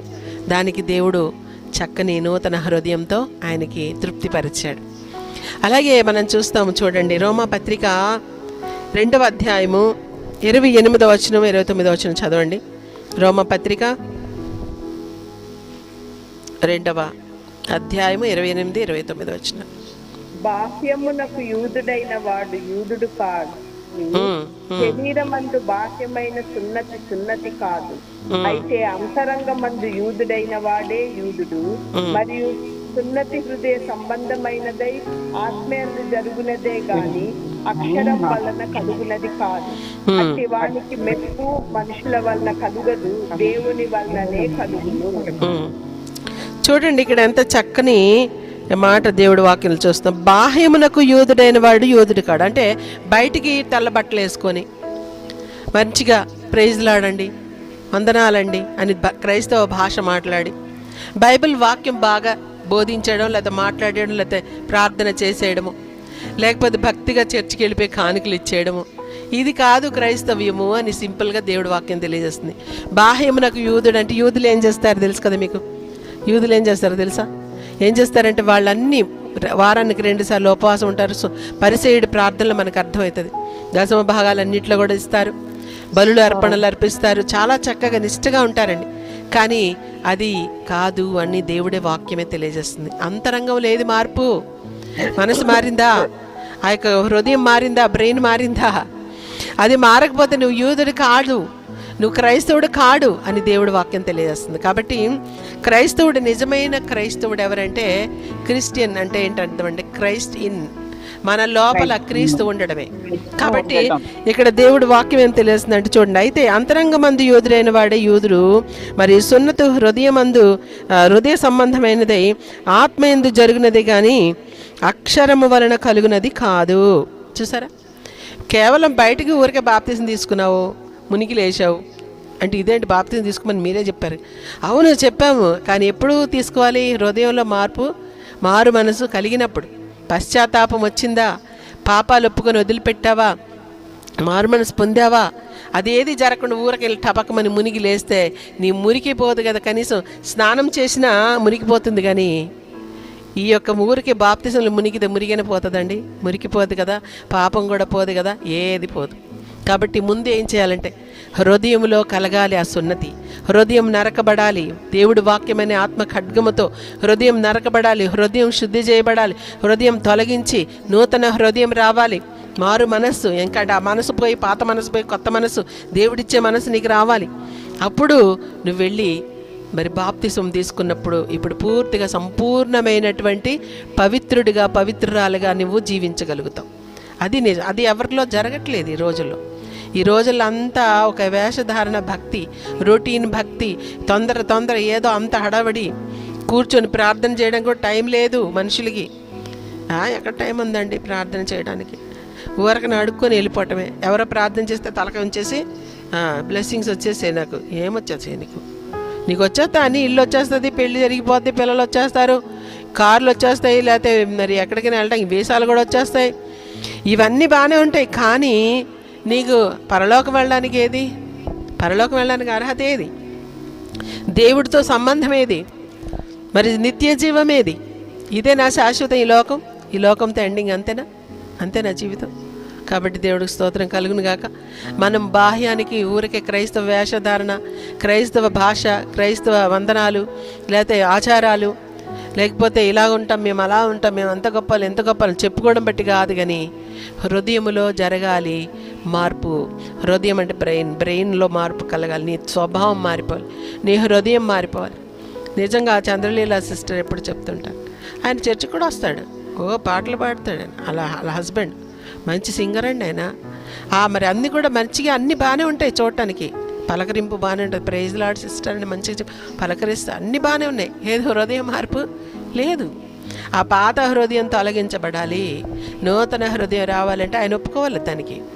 ఆ సర్జరీకి, ట్రాన్స్ప్లాంటేషన్కి ఆయన కూర్చోవాలి, అది దేవుడికి అప్పగించుకోవాలి. ప్రభువా నా బ్రెయిన్ ట్రాన్స్ప్లాంట్ చేయండి, నాకు మార్పు కావాలి, పూర్తిగా నా హృదయం, పాత హృదయం, రోత హృదయం, ఆ భ్రష్ట హృదయం, మోసకరమైనది, ఆ ఘోరమైన వ్యాధి కలిగి నాకొద్దు, ఆ చెడ్డ హృదయం నాకొద్దు, ఆ చెడు నాకొద్దు అంటే ఆయన ఒక్కడికే కాదు, అందరికీ ఎవరెవరైతే దేవుడి దగ్గరికి వస్తున్నారో వారందరికీ ఇది జరగాలి. ఫాస్టింగ్ ప్రేయర్ చేసిన ఊరకనే నాకు కారు కావాలి ఏడిసే వాళ్ళు ఉంటారు. వచ్చేస్తుంది కారు, ఏం దానికి పెద్ద విచిత్రం లేదు. నాకు రోగం పోవాలి, రోగం పోతుంది, పెద్ద విచిత్రం ఏం కాదు. నిజమండి, అవన్నీ పెద్ద విచిత్రాలు కావు, అద్భుతాలు కావు, అవన్నీ ఈ ఊరికనే వస్తాయి. నేనైతే గ్యారంటీకి మీకు చెప్తున్నాను, మీరు ప్రార్థన చేస్తే అవన్నీ మీకు వచ్చేస్తాయి. కానీ హృదయము, ఈ యొక్క బ్రెయిన్ ట్రాన్స్ప్లాంటేషన్ అనేది మాత్రం అలా జరిగేది కాదు.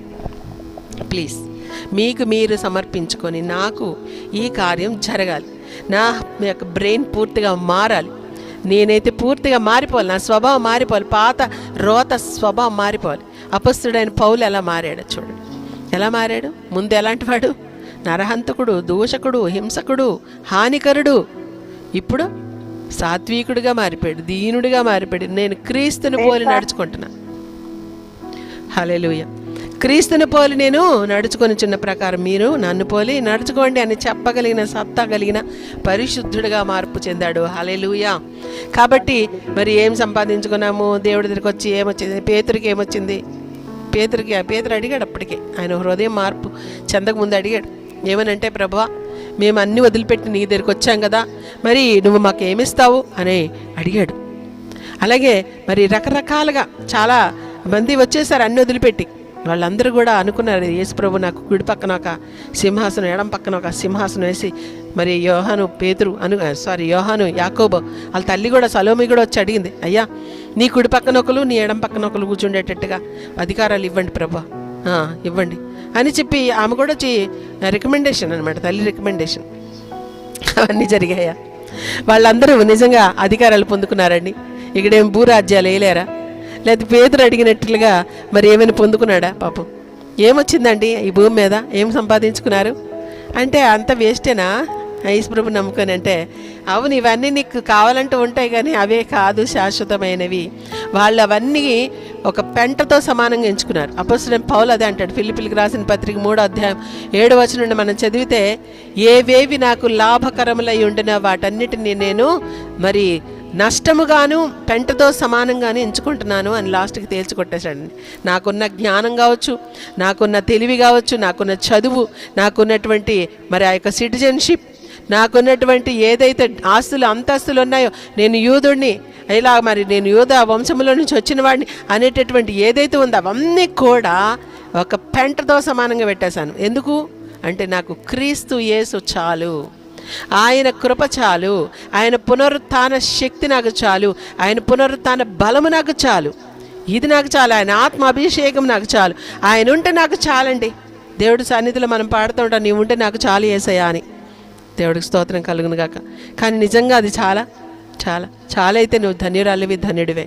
కానీ అది కాకుండా అన్నీ కావాలి కానీ నువ్వు వద్దునైనా. చాలామంది అదే అంటారు, ఏంటంటే యేసు ప్రభువుదా నువ్వు నాకు అన్నీ ఇచ్చేయాలి, మరి బిడ్డ నేను నీ దగ్గరికి వస్తాను అంటే, యేసయ్య ఇప్పుడే కాదు, కొన్ని రోజులు ఆగినైనా, తర్వాత నేను బాప్తిసం తీసుకుంటాను, తర్వాత నా బ్రెయిన్ మారిపోయినాక ఆ బ్రెయిన్లో వచ్చి నువ్వే ఏలుదు కానీ. సర్వోన్నతమైన స్థలముల్లో నివసించేవాడు ఆయన.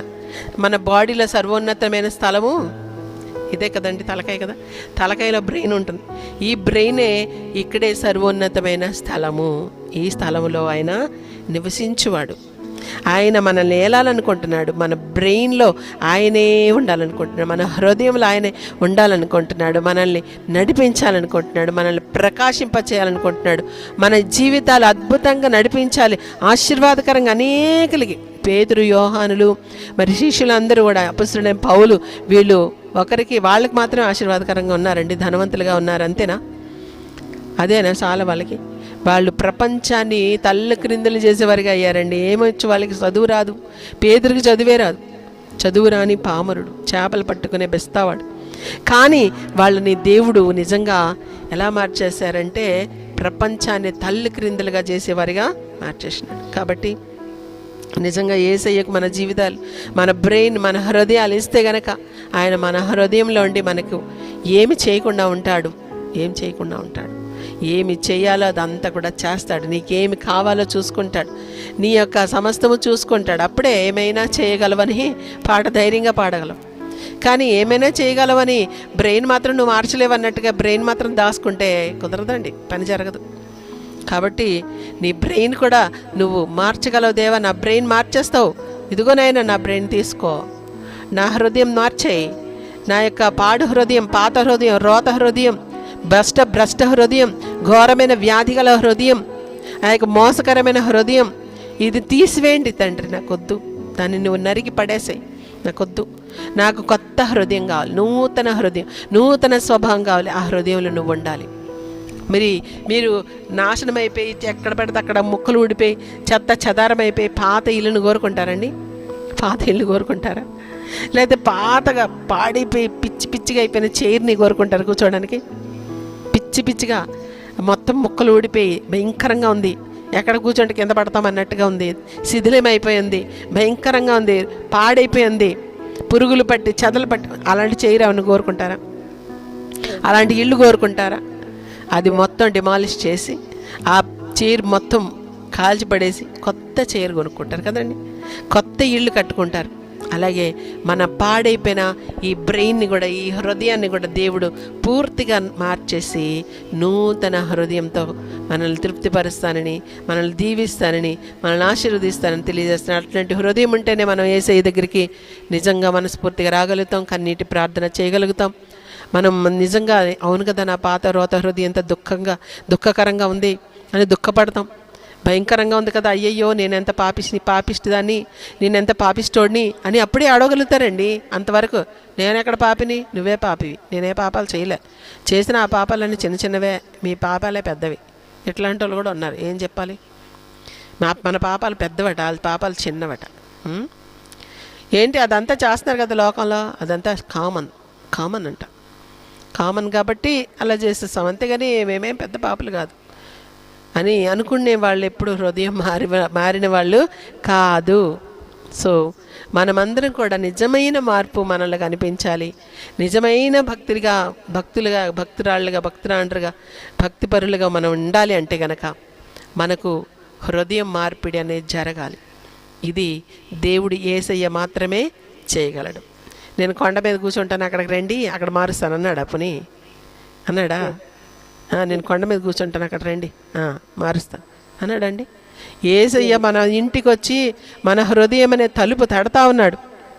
ఇదిగో తలుపు దగ్గర నిలుచోండి, నేను తట్టుచున్నాను, ఎవడైనా నా స్వరం విని తలుపు తీస్తే నేను వాని వద్దకు వచ్చి వానితో ఉంటాను. వానితో ఉండాలంటే ఆ పాడైపోయిన చెత్త హృదయంలో, ఆ యొక్క మరి భయంకరమైన శిథిలమైపోయిన ఘోరమైన వ్యాధికరమైనటువంటి మోసకరమైన హృదయంలో ఉంటాడండి. దాన్ని మార్చేసి చక్కగా మంచి నూతనమైన హృదయం ఇచ్చి అక్కడ ఉంటాడు. కాబట్టి ప్రార్థన చేసుకుందాం. తండ్రి, ఎదుగునైనా నా పాత రోత హృదయం తొలగించినైనా నాకు కొత్త హృదయం కావాలి. నీ వాక్యమని ఖడ్గముతో నరికేసి పడేయండి, చిన్న భిన్నం చేసేయండి, తునకలు చేసేయండి ప్రభా. ఆ యొక్క సున్నతి వలన వాళ్ళకి మార్పు రాలేదు నాయన. ఈ బాప్తిస్మాలు ఊరికి మునిగి తేలడం వల్ల కూడా ఏమి రావట్లేదు. కాకపోతే నా హృదయంలో నాకు మార్పు రావాలి ప్రభా అని అందరూ కూడా చిన్న ప్రార్థన చేసుకుందాం దయచేసి ప్లీజ్. హల్లెలూయా. మన హృదయం అనే తలుపు దగ్గర ఆయన నిలుచుండి తడుతూ ఉన్నాడు. హల్లెలూయా. సిలువలో యేసు వ్రేలాడి నీకై కరములో చాచి పిలుచుచున్నాడు. సిలువలో యేసు వ్రేలాడి నీకై కరములో చాచి పిలుచుచున్నాడు. హృదయ కాఠిన్యాన్ని విడిచి చేరము యేసుని చింతకు నేడు. సిలువలో యేసు వ్రేలాడి నీకై, నీ హృదయమని తలుపునొద్ద యేసు నిలుచుండి తట్టుచున్నాడు. నీ హృదయమని తలుపునొద్ద యేసు నిలుచుండి తట్టుచున్నాడు. పాపి హృదయాన్ని కోరుకునే దేవుడు, పాపమంతా పరిహరించునాథుడు. యేసుని చేరాలి, మనసు మారాలి, ఇప్పుడే రావాలి. యేసుని చేరాలి, మనసు మారాలి, ఇప్పుడే రావాలి. సిలువలో యేసు వ్రేలాడి నీకై, కరములో చాచి పిలుచుచున్నాడు. సిలువలో యేసు వ్రేలాడి నీకై. ప్రియ సహోదరి సహోదరుడా, ఇదిగో నీ హృదయ మార్పిడి జరిగిందా? ఇంకా జరగలేదా? ఇంకా పాత హృదయమే ఉండిపోయిందా? ఇంకా పాత తలంపులు, పాత దుష్ట ఆలోచనలు, దుష్ట జీవితం, పాపిష్టి జీవితం, పాపిష్టి కోరికలు ఇంకా ఉన్నాయా? ఇంకా ఆ యొక్క పాత హృదయమే ఉందా? స్వార్థభరితమైనటువంటి, ఎవరికి ఎటువంటి మేలు చేయలేనటువంటి హృదయమే ఉందా? ఇతరుల్ని గాయపరిచే హృదయమే ఉందా నీకు? అలాంటి తలంపులే ఉన్నాయా? అలాంటి స్వభావమే ఉందా?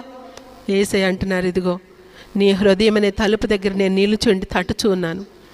ఎవడైనా సరే తలుపు తీస్తే నేను వస్తాను, నీ హృదయాన్ని మార్చేస్తాను. Hallelujah, glory to Jesus, hallelujah, praise you Lord, glory to Lord, thank you, hallelujah. యేసయ్యా నీకు మహిమ చెల్లిస్తున్నాం నాయన.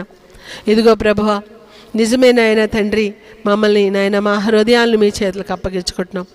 నా కుమారుడా, నా కుమారి, నీ హృదయం నాకు ఇయ్యు అంటున్నారు యేసయ్య. కాబట్టి మనందరం కూడా చెప్దాం, ఇదిగో ప్రభా, నా హృదయాన్ని నీకు అప్పగించుకుంటున్నాను తండ్రి. మీరు స్వీకరించండి పాడు హృదయాన్ని, తొలగించండి దీన్ని నాయన, పూర్తిగా మార్చేయండి. పాత హృదయాన్ని తీసివేసి నూతన హృదయం నీకు ఇచ్చేదను నన్ను వాగ్దానం ఇచ్చిన తండ్రి నాయన. అలాగే ప్రభా, నూతన స్వభావం ఇస్తానన్నావు కదా తండ్రి, నాకు కావాలి యేసయ్య, నేను నూతనంగా మారిపోవాలి ప్రభా అని అందరూ కూడా ప్రార్థన చేసుకుందాం. తండ్రి నీకు స్తోత్రాలు నాయన. ఇంకా అలాంటి మార్పు రాని వాళ్ళు దయచేసి మీరు హృదయపూర్వకంగా ఉపవాసం ఉంటున్నారా? మరి ఉపవాసం ఉండి ప్రార్థన చేయండి. ప్రభా, ఈరోజు ఎలాగైనా నాలో మార్పు కలగాలి, ఈ హృదయం మార్పిడి జరగాలి ప్రభా, ఈ యొక్క మార్పు రావాలి ప్రభా నాయన. నేను ఊరికే బయటికి వేషధారణతో కనిపిస్తున్నాను క్రైస్తవురాలిగా, క్రైస్తవుడిగా, కానీ నా హృదయంలో అలాంటి సున్నతి చేయబడలేదు, నా హృదయంలో అలాంటి మార్పు రాలేదు.